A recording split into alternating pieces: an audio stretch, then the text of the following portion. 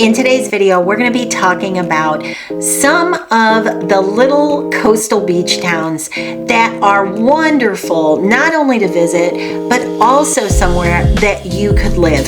Whether you want to live there 3 months, 6 months, or full time, these are towns that I think would be great choices. And I'm going to tell you what I based the criteria on. So we're going to be talking about price overall of the real estate, beach access, the beauty of the water, but the other big one that I think gets missed all the time is livability. A lot of times people forget that you have to have somewhere that's actually livable, because if you're going to spend 2 weeks somewhere, no big deal. You can go to a little private island somewhere, and for 2 weeks you can make anything work. But if you're going to be somewhere for more than a month or so, but if you're going to snowbird and you're going to be there 6 months or maybe even more than that, then you need somewhere that also offers you livability. So what do I mean by that? I mean somewhere where you're, let's say, within 10 minutes of a good grocery store. Not just a gas station grocery store, not just a teeny tiny market that only has a few things, but somewhere that has everything you want, like a big Publix. You also want good health care. You want to have options close to where you live. Let's say within 15 minutes to a half hour. You want to have good health care. Doctors, dentists, hospital, all of those kind of things. You also do need, yes, you need the cute little boutiques and restaurants, but you also need Home Depot and Lowe's and Target and Costco and Sam's. You need some of those bigger chains that are at least within a half hour or so, maybe even 45 minutes. You need to be able to get to those as well, because otherwise what's going to happen is you're going to be there for a couple, 2-3 months. Your family's going to come visit, and then they leave. And then real life kicks in, and you realize that your cousin's auntie broke a couple things in the bathroom, or maybe the kids were getting wild in the bunk beds and they broke one of them. What if you're on an island somewhere and there's just no livability? There's nowhere for you to go to get help with repairs or even to go buy something new. And maybe you're so remote that it's difficult to even get an Amazon package. So we're going to be talking about price, beauty of the beach, and also livability. So let's jump into the places that I think are really good choices. All right, we're going to start up in the Panhandle. So is anyone familiar out there with 30A? That's kind of the main road. It's a very scenic road. It runs along the coastline. And like I said, that's up in the Panhandle. There's a little town along that road called Rosemary Beach, and it is stunning.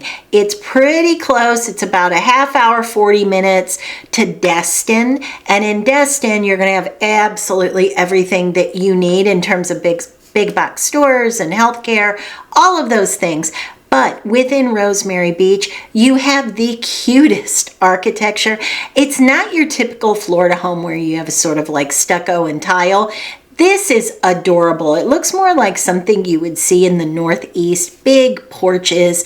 The other thing is, being in that location, it does cool off. So when it's cold, when it's wintertime where you live, if you're coming from, Michigan or Boston or anywhere up north, when it gets really cold in those winter months, January, February, March even, it does cool off a bit. So you might see 40s and 50s during that time, and you might say, oh my gosh, that's heaven. I love that kind of weather. Now, when it gets outside of that dead of winter season, then you have perfection.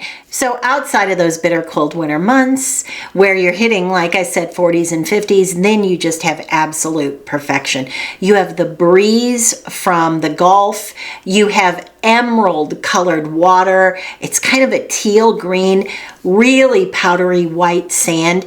But the town itself, it has all kinds of little shops and restaurants and little jewelry boutiques, and there's lots of green lawns where you can throw a frisbee and where your dog is welcome. There are piers, lots of places to walk. The city, the town itself is very, very walkable. So if you rent or buy something within the town, you can walk for miles, and it's just beautiful street after beautiful street. Now along 30A, there's another little town called Santa Rosa Beach.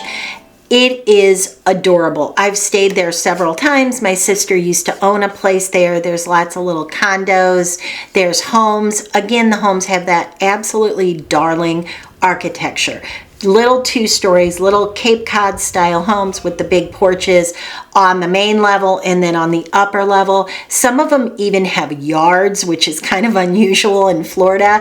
And as you go inland just a little bit, there are little towns where you might be a half a mile, 2 miles from the beach, but you get this big yard and trees, and it's just absolutely a beautiful little sleepy town.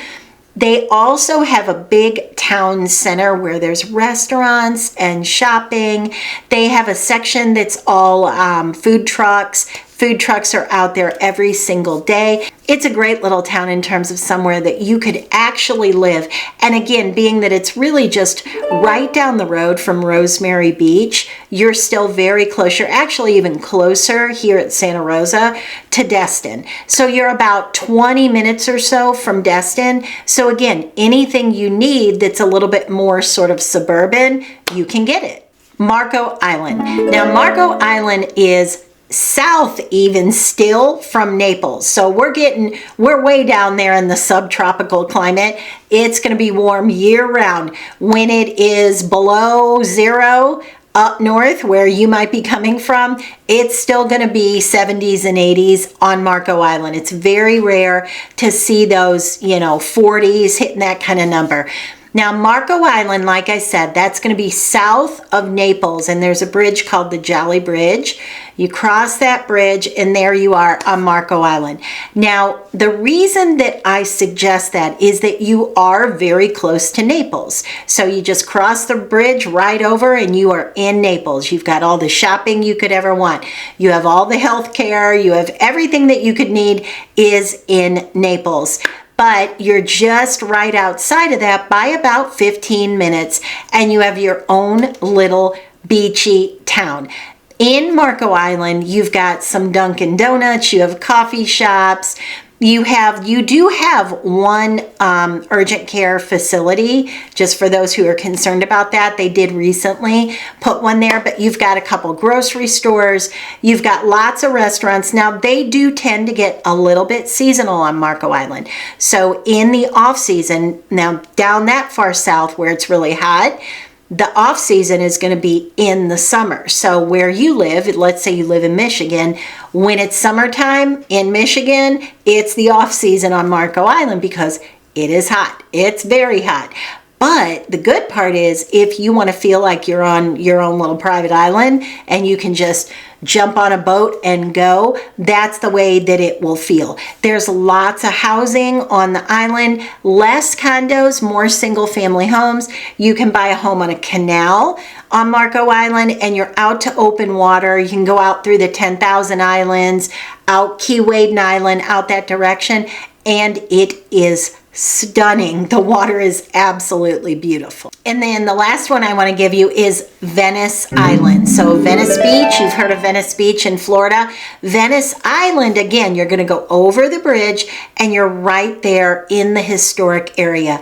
It is darling. So if you've ever been to Naples and you think about 5th Avenue South and 3rd Street South, you know how there's all the little shopping and restaurants, but it's very, very upscale. It's very expensive in Naples. Well, in Venice, it feels the same. You have row after row, street after street of these cute little shops, but it's definitely more affordable. So it's definitely more affordable than somewhere like Naples.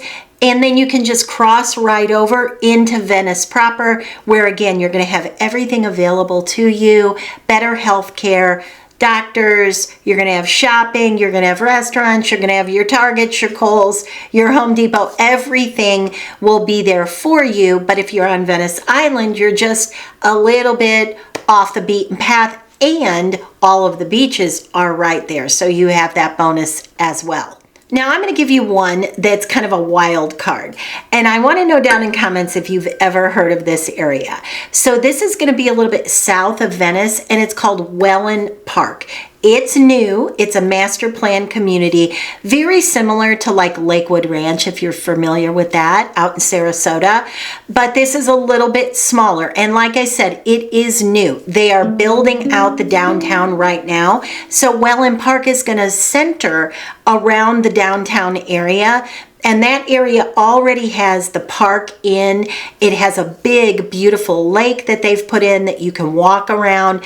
There are food trucks there. There's restaurants, ice cream shop. There's a wine bar. All kinds of little cute little places you can walk around and experience. Cool Today Park is there. That's the practice facility for the Atlanta Braves, the spring training facility. So not only do you have that available to you, but when it's not being used for that purpose, they do all kinds of events in there. So there's walking trails, biking trails, fitness centers. Some of the communities have pools because there's communities within Welland Park. So if you look at it like one big umbrella called Welland Park, there are all these builders in there depending on what you want. Some of them have fitness centers and a pool, community pool, parks, things like that.